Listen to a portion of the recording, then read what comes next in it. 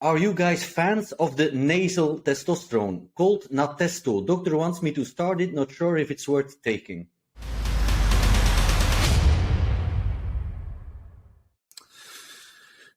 No, because anything that you take in that form of administration is going to be extremely weak and mild, and it's going to have a very inconsistent absorption. What I love about injections is not only the longer half-life and the ability to mitigate side effects by controlling the dose, and there's so many variables we can control: dose, frequency, SHBG. There's so much control there, and we know your absorption is consistent because it's intramuscular and it goes right into the bloodstream, and the ester essentially, dictates the rate of metabolism and excretion. So metabolism, not excretion. That's going to happen through your body. But essentially, at the end of the day, when you look at the administration process that's required for a nasal spray, there's so many variables outside of the medication that are going to dictate absorption, such as, are you stuffy? Do you have a sinus issue at the moment? Do you have allergies? Do you sneeze a lot? Do you blow your nose? I mean, there's so many variables as to how much of that medication is actually going to get into your system. So the inconsistency factor is huge. And then secondly, you're going to have to dose this a lot. I mean, we know that testosterone is constantly utilized by the body, and this is a non-esterized form, and you're going to have to essentially administer several times a day.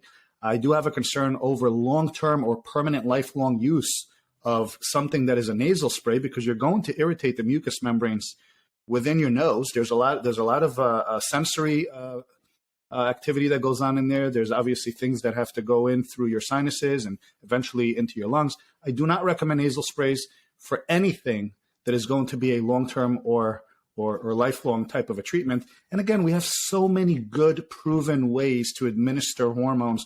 Why are we trying to reinvent the wheel? I will tell you why. Because the pharmaceutical industry thinks that you are too afraid to take a tiny little pin and put it in your shoulder or put it in your ventral glute, because you don't have that level of masculinity to say, the heck with this, I'm going to feel better. Because those of us who do this every week know that it really is nothing. It's insignificant. And they just want to pander to that population. It's like with the auto-injector pens. I forgot what they call that new enanthate, where it's like an auto-injector, and it's like 5 times the price. These are gimmicks. This is to say, hey, you have needle phobia. We're just going to give you something you spray up your nose. Same thing with the oral tablets. It's junk, okay? We have formats that work. My number 1 format is the injectable version. The number 2 format is a 20% strength compounded cream, which I know a lot of the guys tend to like. Personally, I have my reasons, which I've gone over several times, why I prefer the injections. Level of control, Stephen, I know that you're on the creams. You have a good time with them. Those 2 right there encompass everyone.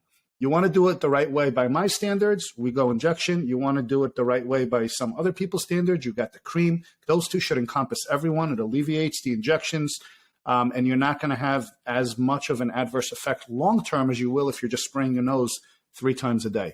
Avoid the pills, avoid the sprays, avoid the gimmicks, and stick to what we know works.